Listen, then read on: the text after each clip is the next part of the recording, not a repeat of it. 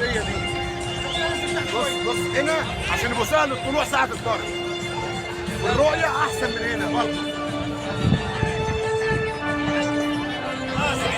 شباب السلوم منورين، واحد واحد كله واحد كله واحد كله واحد.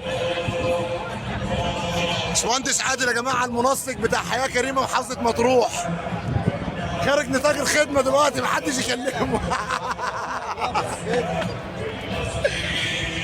واحنا في انتظار بقيه المحافظه لما تيجي بالسلامه.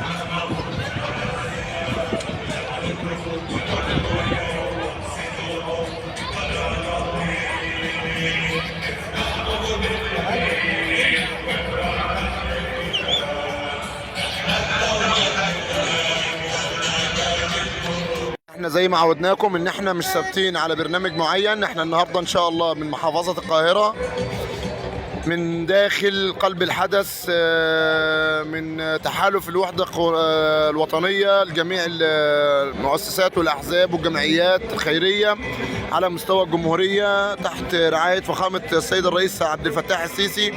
احنا من محافظة مرسى مطروح، حياة كريمة، حاليا من داخل استاد القاهرة الدولي لتقام مبادرة كتف في كتف وتجمع وتحالف صناع الحياة وحياة كريمة وجميع مؤسسات التحالف الوطني لجميع مؤسسات الشعب.